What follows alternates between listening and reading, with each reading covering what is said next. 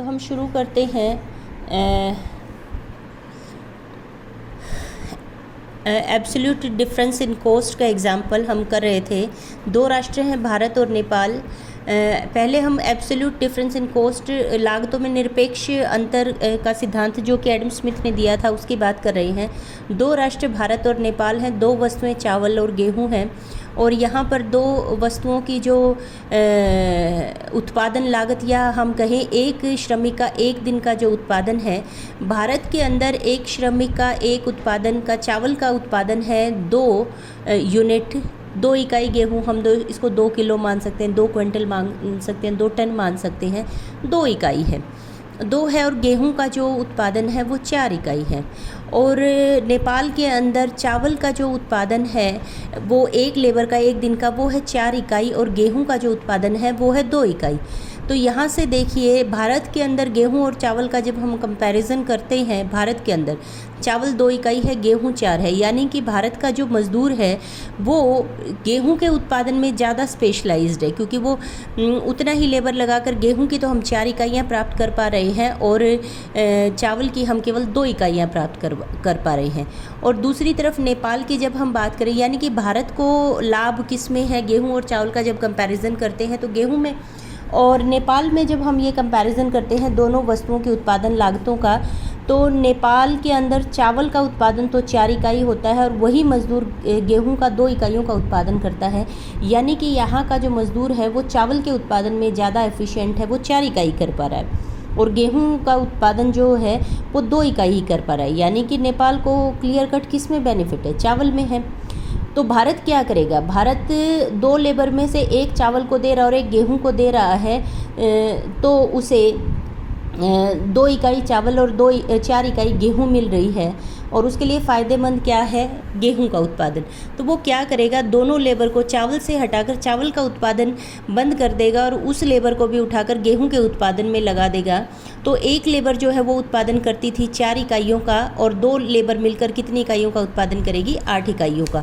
तो वो क्या करेगा, व्यापार में स्पेशलाइजेशन, वो क्या कहेगा कि भाई ठीक है, मेरे को गेहूं के उत्पादन में बेनिफिट है, मैं गेहूं का उत्पादन करूंगा और मैं चावल का उत्पादन नहीं करूंगा, और वो स्पेशलाइजेशन कर लेता है, अंतर्राष्ट्रीय व्यापार में चला जाता है और वो गेहूं में स्पेशलाइजेशन कर लेता है, क्योंकि उसमें उसकी तुलनात्मक लागत जो है वो कम है, यानी कि उसके लाभ ज़्यादा हैं, तुलनात्मक लाभ ज़्यादा है। चावल और गेहूं के कंपैरिजन में गेहूं के उत्पादन में उसको तुलनात्मक लाभ ज़्यादा है और वो गेहूं का उत्पादन करेगा। और नेपाल के अंदर यही स्थिति चावलों के साथ होगी, उसको तुलनात्मक लाभ किस में ज़्यादा है, चावल में ज़्यादा है।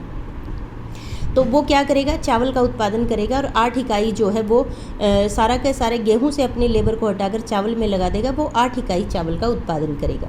तो इस प्रकार दोनों राष्ट्र जब अंतर्राष्ट्रीय व्यापार में चले जाते हैं, समझौता कर लेते हैं, भारत कहता है कि मैं गेहूं का उत्पादन करूंगा, वो 8 इकाई गेहूं का उत्पादन करेगा, और नेपाल जो है वो 8 इकाई चावल का उत्पादन करेगा। तो दोनों देशों का मिलाकर पहले जो गेहूं का उत्पादन 4 और 2 6 हो रहा था, अब वो 8 हो जाएगा, और इसी प्रकार से चावल का उत्पादन जब 6 इकाई हो रहा था वो 8 इकाई हो जाएगा। और इसमें क्या स्थिति रहेगी, भारत के अंदर उत्पादन में परिवर्तन क्या होगा, भारत के अंदर 2 इकाई चावल कम हो जाएंगे और 4 इकाई गेहूं बढ़ जाएंगे, यानी कि नेट 2 इकाई का गेन हो गया। और इसी तरीके से नेपाल के अंदर 2 इकाई गेहूं घट जाएगी और 4 इकाई गेहूं बढ़ जाएगी। तो नेट यहाँ पर चावल के उत्पादन में भी पूरे दोनों राष्ट्रों का मिलाकर 2 इकाई वृद्धि हो जाएगी। तो इस प्रकार कहने का मतलब क्या है कि दोनों राष्ट्रों के अंदर पहले की तुलना में ज़्यादा गेहूं और ज़्यादा चावल का उत्पादन होगा, रिसोर्सेज का अच्छी तरीके से बंटवारा होगा। अब बात आती है कि इनके अंदर एक्सचेंज रेट कैसे निर्धारित होगा, किस कीमत पर भारत जो है नेपाल को गेहूं देगा और बदले में किस कीमत पर वो उससे चावल लेगा। तो वो एक्सचेंज रेट होता है, व्यापार की शर्तें होती हैं, वो किस प्रकार से निर्धारित होगी। तो इसके लिए हम क्या करेंगे, दोनों राष्ट्रों के अंदर उन वस्तुओं की कीमत देखेंगे। देखो आप ये देखिए, भारत के अंदर क्या स्थिति है, एग्जाम्पल आपके सामने है। भारत के अंदर क्या है, इंडिया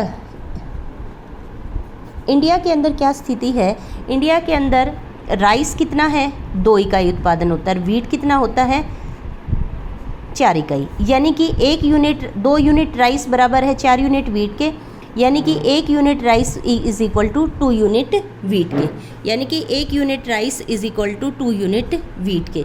भारत के अंदर अगर हमें 1 किलो चावल लेना है तो हमें 2 किलो गेहूँ वहाँ पर देने पड़ेंगे।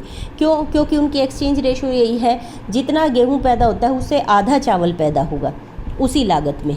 तो एक्सचेंज रेट कितनी होगी? एक बोरी या 1 किलो चावल किसके बराबर होंगे? 2 किलो गेहूं के। ये क्या है? ये डोमेस्टिक, इसको हम बोलेंगे domestic exchange rate, DER, domestic exchange rate. इसी तरीके से हम नेपाल की जब हम बात करते हैं, नेपाल में जब हम बात करेंगे तो क्या है एग्जाम्पल, क्या कहता है हमारा? नेपाल के अंदर 4 यूनिट राइस है, किसके बराबर है? 2 यूनिट वीट के। यानी कि राइस कितना है? 4 यूनिट राइस है और that is equal to 2 unit wheat के। इसका मतलब क्या हो गया? इसका मतलब अगर हम 1 यूनिट अगर हम करें इसको, यानी कि यहाँ पर 2 राइस बराबर है 1 यूनिट वीट के, या इसको दूसरे तरीके से करें हम, 1 unit rice is equal to 2/4 wheat के, तो ये हमारा हो जाता है 1 unit rice is equal to 0.5 wheat के। इसका मतलब क्या है कि भारत के अंदर 1 बोरी राइस की कीमत कितनी है? 2 बोरी वीट या 2 kg वीट। और नेपाल के अंदर क्या है? 1 kg जो राइस है that is equal to ½ kg of wheat. कहने का मतलब क्या है? यहाँ पर राइस की कीमतें वीट की कीमतों की तुलना में ज़्यादा है, यानी कि राइस महंगा है। और इंडिया की बात करें तो यहाँ पर वीट के रूप में राइस की कीमत ज़्यादा है, और नेपाल की बात करें तो वीट के रूप में राइस की कीमत कम है। यानी कि यहाँ पर राइस जो है सस्ता है और यहाँ पर राइस महंगा है। तो कहने का मतलब क्या है? यहाँ पर अगर हम डोमेस्टिक एक्सचेंज रेट देखते हैं तो यहाँ पर राइस महंगा है और गेहूं सस्ता है। तो इसका मतलब क्या है? इंडिया के लिए डोमेस्टिक बेनिफिट किस चीज़ में है कि वो जो है वो वीट का एक्सचेंज करे, वीट को उत्पादित करे।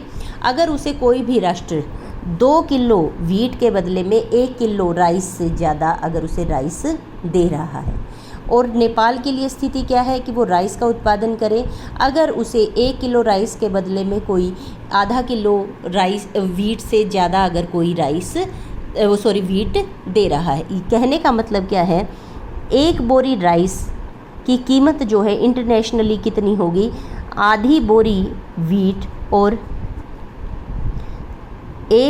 2 किलो वीट के बीच में होगी।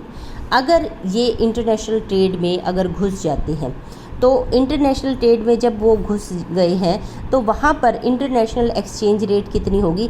मिनिमम 1 किलो राइस की कीमत कम से कम कितनी होगी? मिनिमम हो सकती है आधा किलो वीट, और ज़्यादा से ज़्यादा कितनी हो सकती है? 2 किलो वीट। लेकिन अब इनके बीच में बार्गेनिंग होगी, बार्गेनिंग से तय होगा कि वो जब इंटरनेशनल ट्रेड करते हैं तो इंटरनेशनल ट्रेड के बाद आफ्टर ट्रेड उनकी जो है आफ्टर ट्रेड एक्सचेंज रेट क्या आता है, तो वो एक्सचेंज रेट जो होगा वो इन दोनों के बीच में होगा। मान लीजिए उनकी म्यूचुअल बार्गेनिंग से तय होता है कि 1 kg rice is equal to 1 kg wheat. अब देखिए, अगर उनकी म्यूचुअल बार्गेनिंग हो जाती है तो वो तय करते हैं कि 1 किलो चावल की कीमत 1 किलो गेहूँ है। इंडिया को बेनिफिट है, पहले अपने देश में जब वो उगा रहा था तो उसे 1 किलो चावल के बदले में लेने के लिए कितना गेहूं देना पड़ रहा था? 2 किलो। अब उसे कितना देना पड़ेगा? 1 किलो। 1 किलो का बेनिफिट है। नेपाल की जब हम बात करते हैं तो नेपाल को क्या हो रहा है? नेपाल को 1 किलो चावल देने के बदले में कितना गेहूँ मिल रहा था? आधा किलो। अब क्या होगा उसे? इंटरनेशनल ट्रेड में आने के बाद उसको क्या हो जाता है? 1 किलो चावल के बदले में 1 किलो गेहूँ मिल रहा है, तो इसको आधा किलो का बेनिफिट है। तो इंटरनेशनल ट्रेड से क्या बेनिफिट होता है? दोनों ही राष्ट्रों को कम कीमतों पर अधिक सामान मिल जाता है। और इंटरनेशनल ट्रेड की जो एक्सचेंज रेट होगी वो किस किस के बीच में होती है? वो डोमेस्टिक एक्सचेंज रेट्स के बीच में कहीं डिसाइड करती है। कितनी डिसाइड करेगी ये ज़रूरी नहीं है एक ही डिसाइड करे। ये इतना भी हो सकता है कि 1 किलो चावल बराबर में 1.25 किलो गेहूँ के, इतना भी हो सकता है। 1.25 kg वीट के भी हो सकता है। ये डिपेंड करता है कि दोनों राष्ट्रों के बीच में उनकी म्यूचुअल बार्गेनिंग पावर कितनी है। लेकिन इतना तय है कि यहाँ पर जो एक्सचेंज रेट तय होगा, डोमेस्टिक एक्सचेंज रेट जो तय होगा वो दोनों के बीच में ही होगा। इसको हम डायग्रामेटिकली दिखा सकते हैं। डायग्रामेटिकली हम इसको कैसे दिखा सकते हैं, ये देखिए, इसको हम डायग्राम से दिखाते हैं। हमारा क्या आया है, हमारी आई थी डोमेस्टिक एक्सचेंज रेट, इंडिया की क्या आई थी, इंडिया की आई थी 1 kg rice is equal to 2 kg wheat, और नेपाल की आई थी DER domestic exchange rate, that is equal to Nepal, N से Nepal, 1 rice is equal to half unit wheat की। अब हम जब इसको इंटरनेशनली, अगर इसको डायग्रामेटिकली दिखाते हैं कि इंटरनेशनल एक्सचेंज रेट हमारी कहाँ पर तय होगी, तो इसको हम डायग्राम से दिखा सकते हैं।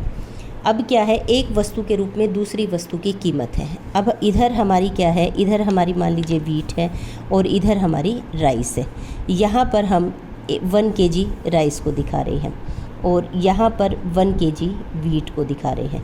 यहाँ पर 1 है तो ऑब्वियसली है, यहाँ पर 0.5 आधा किलो, और यहाँ पर 2 kg जो है हमारी वीट आएगी। अब क्या है, नेपाल के अंदर एक्सचेंज रेट क्या है इसकी, 1 kg rice is equal to 0.5 wheat की। तो ये क्या है, ये डोमेस्टिक एक्सचेंज रेट लाइन है किसकी, नेपाल की। और इसी तरीके से 1 यूनिट राइस का इंडिया के अंदर मूल्य कितना है, वो है 2 यूनिट वीट का। तो ये जो डोमेस्टिक एक्सचेंज रेट है वो कहाँ की है, वो आपकी इंडिया की है। इंडिया को अगर 2 बोरी से ज़्यादा कीमत पर अगर राइस मिलेगा तो इंडिया इंटरनेशनल ट्रेड में नहीं घुसेगा। वो कब घुसेगा, जब उसको अपने देश में उगाने की बजाय नेपाल से चावल लेना सस्ता पड़ेगा। और वो कब सस्ता पड़ेगा, जब उसे 1 बोरी चावल के लिए 2 बोरी गेहूँ से कम गेहूँ देना पड़े। तो अगर दोनों की बार्गेनिंग कहीं पर भी अगर तय होती है तो वो इस 0.5 और 2 kg के बीच में कहीं पर जाकर तय होगी।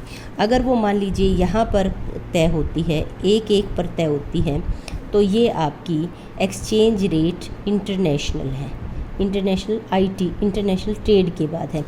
तो ये जो लाइन है इसमें देखिए नेपाल को बेनिफिट है कि उसे अब आधी बोरी से ज़्यादा 1 बोरी गेहूं मिल रहा है, और इंडिया को बेनिफिट है कि उसे 1 बोरी राइस के लिए 2 बोरी से कम गेहूं देना पड़ रहा है।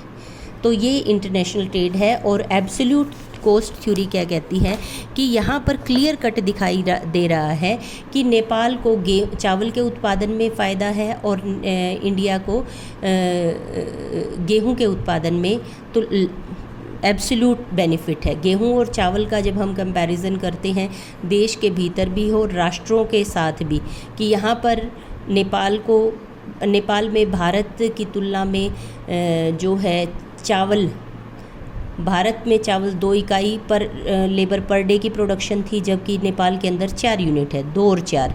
तो बेनिफिट है। यहाँ पर देखिए भारत के अंदर देखिए गेहूं, नेपाल में 1 लेबर का उत्पादन 2 इकाई है, जबकि भारत के अंदर गेहूं का उत्पादन 4 इकाई है। तो देखिए नेपाल को क्लियर कट चावल के उत्पादन में लागत में लाभ है, और भारत को गेहूं के उत्पादन में एब्सोल्यूट निरपेक्ष रूप से लाभ दिखाई दे रहा है।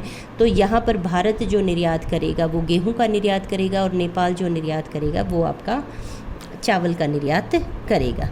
तो ये आपकी एब्सोल्यूट कॉस्ट थ्योरी है। अभी हम जो कल हम एब्सोल्यूट कंपैरेटिव कॉस्ट थ्योरी को करेंगे।